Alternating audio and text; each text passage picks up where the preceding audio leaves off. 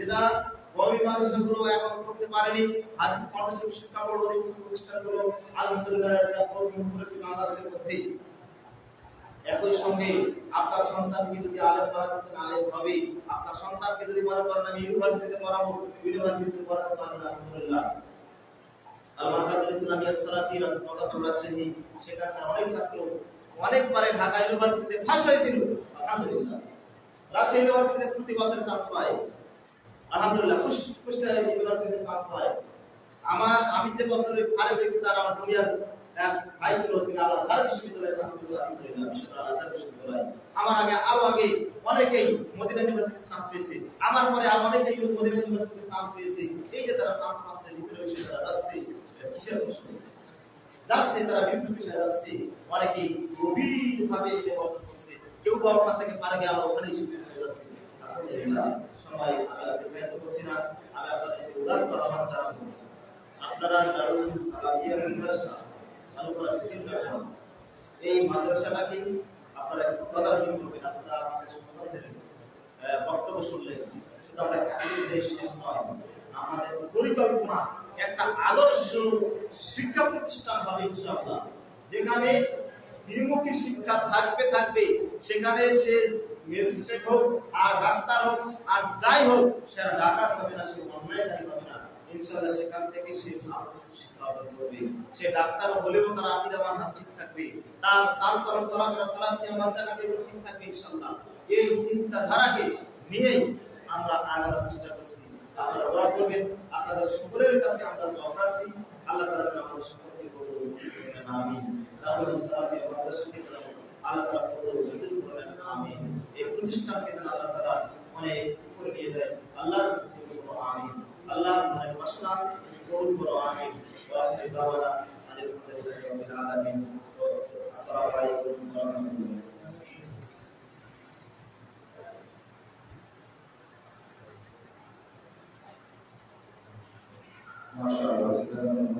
আমরা সময় বেশি নাই, আমরা ইফতারের জন্য প্রস্তুতি গ্রহণ করতে পারি। ইফতারে প্রস্তুতি গ্রহণ করতে এই অবস্থায় আমরা হালকা কিছু আলোচনা চালিয়ে যাই ইনশাআল্লাহ। যেহেতু ৫:৫৫ বেজে গেছে আর হয়তো ১৫ মিনিট সময় আছে, তো আমরা অনেকক্ষণ যাবত জ্ঞানগর্ভ আলোচনা শুনলাম। এক একজন এক এক বিষয়ে আলোচনা করেছেন। তবে প্রথম আমাদের ছাত্র মুসাফির আলোচনা করেছিলেন যে আমাদের আলোচনা শুধু শুনলেই হবে না, আলোচনা শোনার পাশাপাশি তা মানার চিন্তাধারা আপনার আমার থাকতে হবে।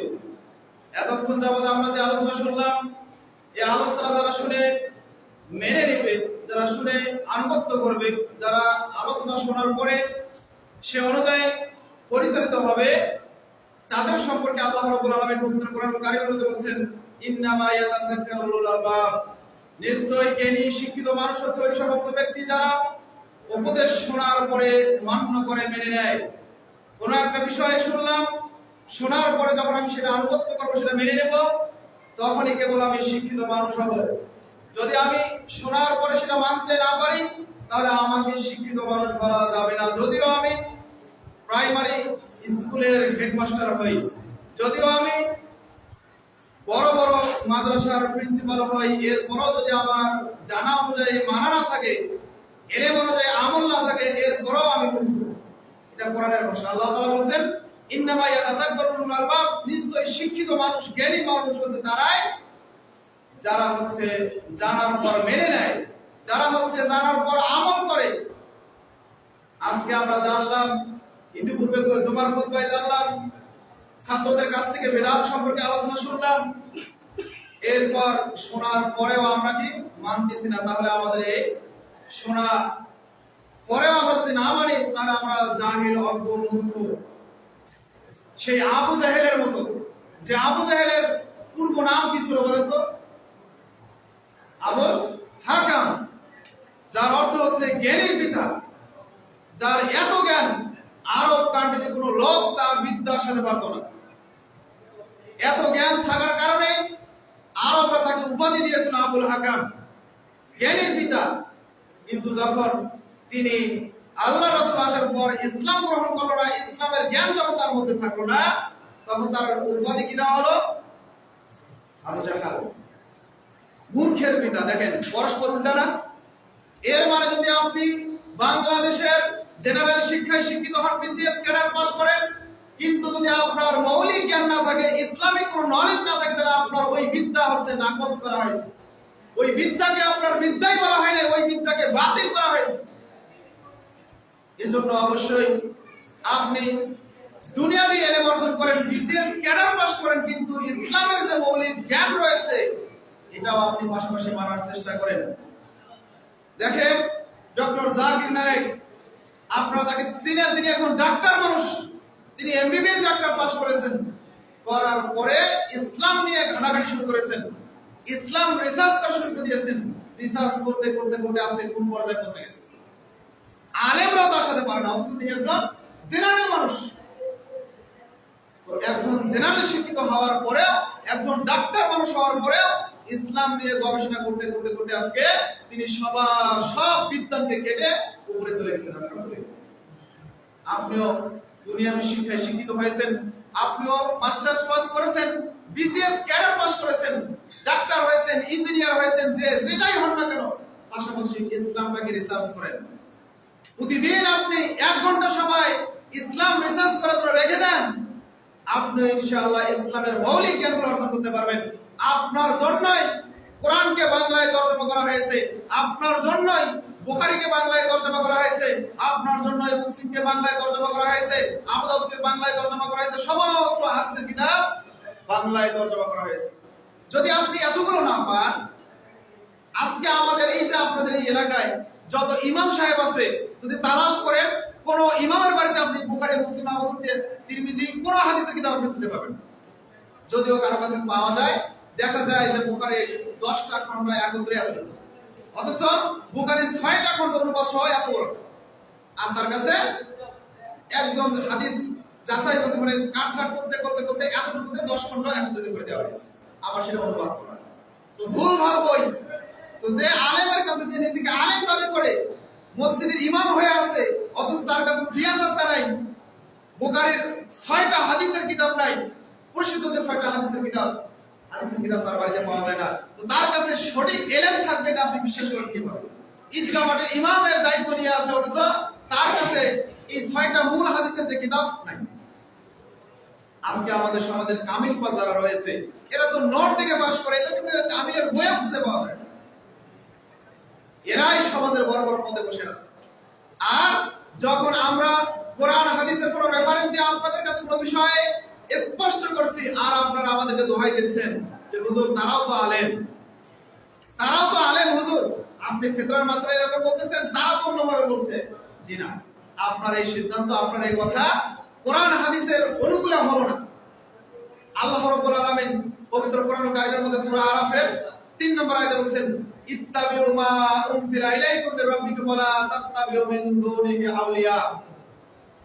হে পৃথিবীর মানুষ, ইত্তাবিউ, তোমরা অনুসরণ করো, ইতাআত করো, আনুগত্য করো, মা উনজিলা ইলাইকুম মির রাব্বিকুম, তোমার রব আল্লাহ তাআলা আসমান থেকে যা নাযিল করেছে তার অনুসরণ করো, অর্থাৎ কোরআন এবং হাদিস। আল্লাহ আসমান থেকে কি নাযিল করেছেন? ওহী। ওহী হচ্ছে 2 প্রকার, ওহী মাতুর যেটা তেলাওয়াত করা হয় আল কোরআন, আর একটা হচ্ছে ওহী গায়র মাতুর যেটা তেলাওয়াত করা হয় না, সেটা হচ্ছে হাদিস। তো হাদিস এবং কোরআন দুইটাই আল্লাহ তাআলার পক্ষ থেকে নাযিল হয়েছে, এই দুইটার অনুসরণ করার কথা বলা হয়েছে। ওই আয়াতের শেষাংশে বলা হয়েছে, ওয়ালা তাত্তাবিউ মিন দুনিহা আউলিয়া, দুনিয়ার কোন ওলি বুজুর্গ আলেম, দুনিয়ার কোন আব্দুল্লাহ, দুনিয়ার কোন ব্যক্তিকে অনুসরণ করো না। যদি করো তাহলে এক এক আব্দুল্লাহর এক এক মাসালা, এক এক আব্দুল্লাহর এক এক ফতোয়া, এক এক আলেমের এক এক ফতোয়া। বলে হুজুর আপনারাই তো এক এক আলেম এক এক ফতোয়া দেন, কোন আলেমের কোন হুজুরের কথা শুনবো? শুনুন, আল্লাহ তাআলা তো এই কথা কোরআনের মধ্যে বলছেন। কি বলছেন? সূরাতুল নাহল 43-44 নম্বর আয়াত, সূরা আম্বিয়ার 7 নম্বর আয়াতে এই কথা বলেছেন, ফাসআলু আহলা যিকর। হে যারা অজানা মানুষ, যারা জানে, যাদের জ্ঞান আছে, তাদের কাছে, যাদের কাছে আহলে যিকর, যাদের কাছে কোরআন হাদিসের ইলম আছে, আহলে যিকর, যিকর শব্দটার তাফসীর করেছেন অর্থাৎ হচ্ছে ওহী, কোরআন এবং হাদিস। যার কাছে কোরআন হাদিসের ইলম আছে তাকে জিজ্ঞেস করেন।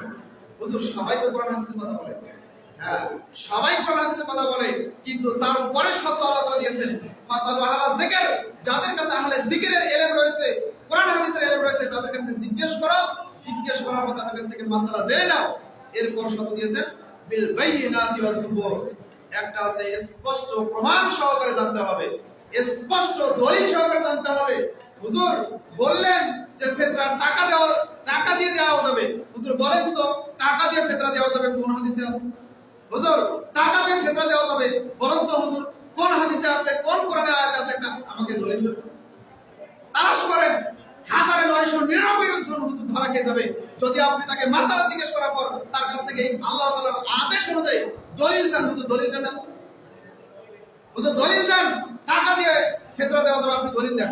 কোরআনে কোথায় আছে, হাদিসে কোথায় আছে, কোথায় আল্লাহ রাসূল বলেছেন, কোথায় আল্লাহ রাসূল জানান টাকা দিয়ে ফিতরা দিয়েছেন? শুধু আমি ফিতরার কথা বলতেছি, ফিতরা বাদ দিয়েও সম্মিলিত মুনাজাত সমাজের মধ্যে যত বিদআত আছে, যে সমস্ত কাজকর্মগুলোকে আমরা বিদআত বলে থাকি, এগুলো দলিল তালাশ করবেন, দলিল পাবেন। দলিল কোথাও খুঁজে পাবেন না যে আমলের কোনো দলিল নাই, এই আমল করা যাবে না। আপনারা যান ইফতারের জন্য প্রস্তুতি নেন, সেখানে বসে যান, সেখান থেকে শুনেন, কোনো সমস্যা নেই। তো দলিল তালাশ করতে হবে। যদি দলিলে থেকে আমল করবেন, দলিলে না টিকলে আমল করা যাবে না। আমার ছোট্ট ছাত্র 10 বছরের বাচ্চা, তিনি আলোচনা করলেন যে যদি কোনো জিনিসের দলিল না থাকে সেটা হবে বিদআত, সেটা হবে কোরআন সুন্নাহর বহির্ভূত আমল। তো ফিতরা দেওয়া এটা একটা মাসালা, এটা একটা ইবাদত। ফিতরা আমরা দেই, কোরআন হাদিসে ফিতরা দেওয়ার কথা বলা হয়েছে। আমি আগামী জুমায় ফিতরা সম্পর্কে বিস্তারিতভাবে আপনাদের সামনে রেফারেন্স সহকারে আলোচনা করার চেষ্টা করব। সংক্ষিপ্ত সময়ে ফিতরা বিষয়ে আলোচনা করছি না।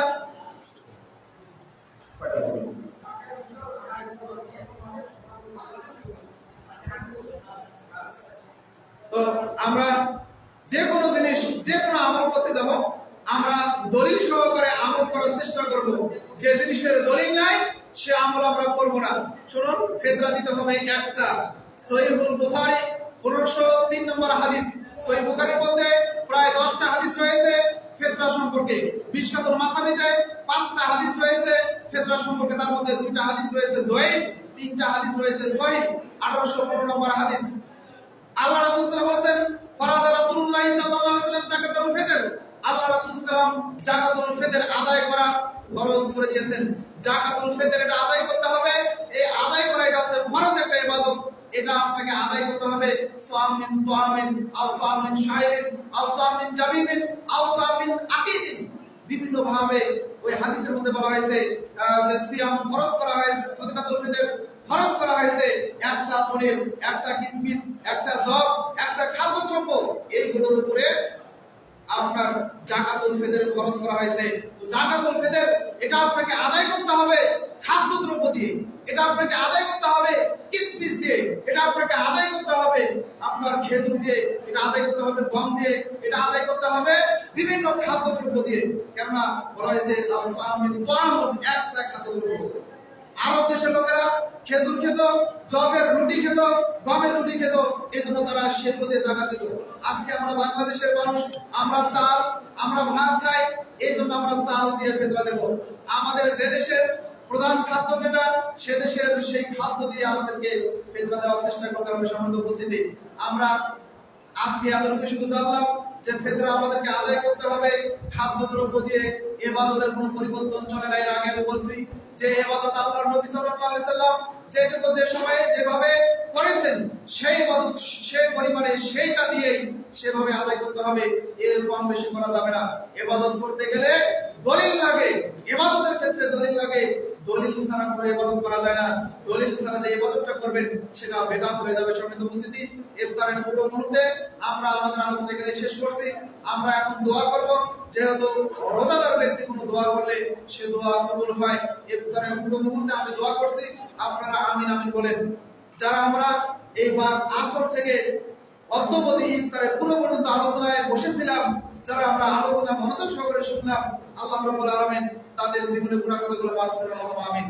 আল্লাহ, যারা আমরা এখানে উপস্থিত ছিলাম, আল্লাহ যে নেকি আপনি দিতে চেয়েছেন, যে আল্লাহর রাস্তায় একটু সময় ব্যয় করলে আল্লাহ তাআলার পৃথিবীতে যত সম্পদ রয়েছে সেই সম্পদ আল্লাহর রাস্তায় দান করলে যত নেকি হয়, তার চেয়ে বেশি নেকি হয়। আল্লাহ সে নেকি আপনি আমাদের আমলে দান করে দেন, আমিন। যারা এই আলোচনা বাইরে থেকেও শুনেছে, তাদের জন্য আমরা দোয়া করি, আল্লাহ তাদেরও জীবনের গুনাহগুলো মাফ করে দেন, আমিন।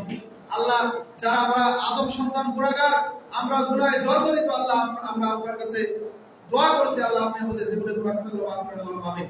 ইয়া রাব্বিল আলামিন, আমরা দোয়া করছি যে সম্মিলিতভাবে ফরজ সালাতের পরে হোক আর যে কোনো সময় হোক আমরা হাত তুলে দোয়া করি না, কিন্তু এমনিতে দোয়া করছি, এভাবে দোয়া করেন আপনারা আমিন বলেন, ইনশাআল্লাহ আপনাদের দোয়া কবুল হবে। যে আল্লাহ যারা আমাদের এই আজকের আয়োজক, যে সমস্ত লোকেরা এই আয়োজনের ব্যবস্থা করেছে, আল্লাহ তুমি তাদেরকে পূর্ণ যাজা দান করুন আল্লাহুম্মা আমিন। আল্লাহ যারা ইফতারের ব্যবস্থা করেছে, ইফতার করলে যত নেকি হয়, সিয়াম থাকলে যত নেকি হয়, তত নেকি আল্লাহ রাব্বুল আলামিন তাদের আমলনামায় দান করে। আল্লাহ রাব্বুল আলামিন যারা ইফতার মানুষদেরকে করাচ্ছে, এই ইফতারের মুখগুলো বলতে তাদেরকে সেই যাজা দান করুন আল্লাহুম্মা আমিন। আজকে আলোচনা এখানে শেষ হচ্ছে। আমাদের দাওয়াত আলহামদুলিল্লাহ রাব্বিল আলামিন। আসসালামু আলাইকুম।